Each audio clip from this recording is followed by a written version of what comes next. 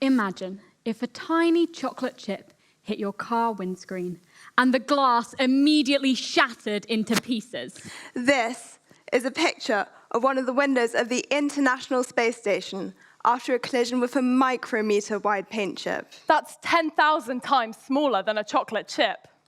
And these windows were made of quadruple glazed, fused silica borosilicate glass. So just imagine the damage a chocolate chip would have done. There are over 500,000 marble-sized man-made chunks of debris floating around in space, and the danger they pose is being critically overlooked.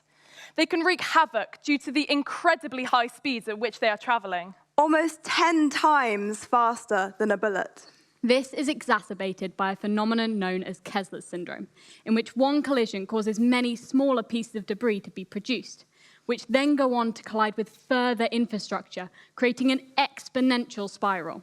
Kessler syndrome could make some orbits unusable and even potentially destroy satellite infrastructure, disrupting everything from energy production to scientific research. Introducing OrbNet. OrbNet is the innovation we created to help tackle this problem.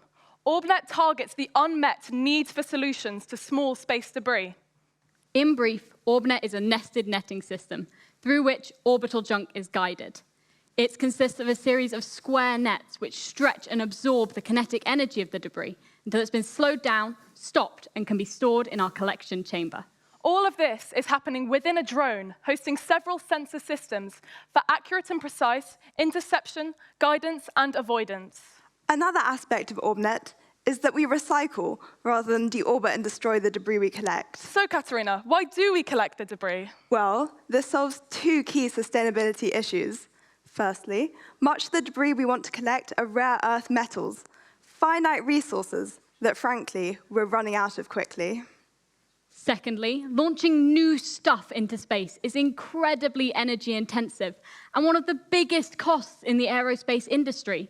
By recycling and reusing the debris we capture, we can reduce the need for new materials and the cost of sending it up into space.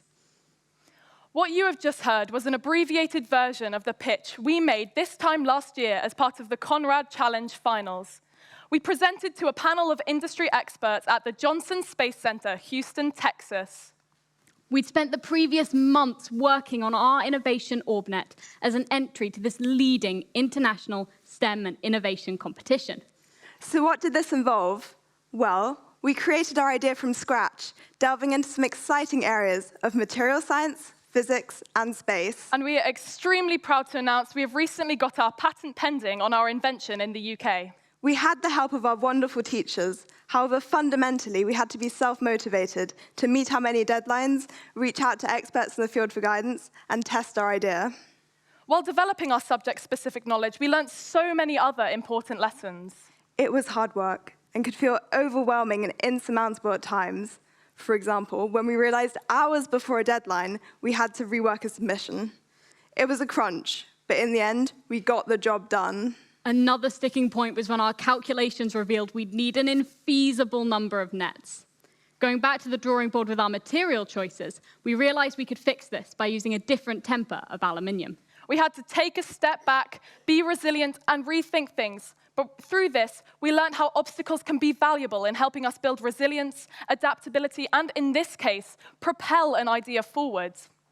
We also learned about the importance of teamwork, self-awareness, and empathy. Believe it or not, we didn't know each other well when we set out as a team. We all had different ideas, so we had to get to grips with mediating group discussion to ensure everyone got heard, creating a constructive environment where we could bounce ideas off each other until we were all happy.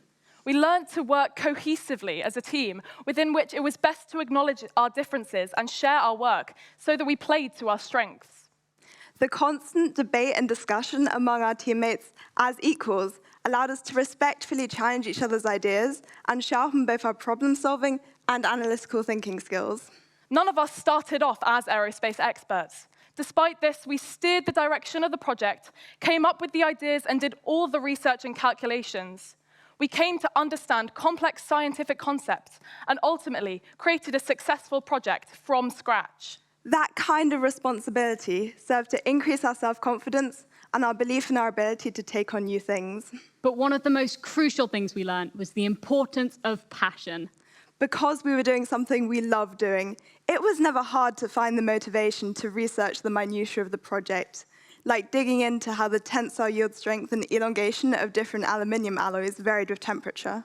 Or painstakingly trying to estimate just how much satellite companies pay in insurance to protect against these small pieces of debris each year. This was the kind of knowledge that made the project feel so unique to us. Taking on this project was so incredibly rewarding. Having the opportunity at school to take part in a self-led project was invaluable, and quite frankly, something that more young people should get to experience. Whether a STEM project like ours, an enterprise initiative, or something completely different, leading a project can help young people feel empowered for their future and develop and improve their ability to overcome challenges and work with all sorts of different people. But most of all, they take away the knowledge that having pushed their comfort zone and skills to go beyond what they thought was their limit, they really are capable of doing anything they set their minds to. Thank you.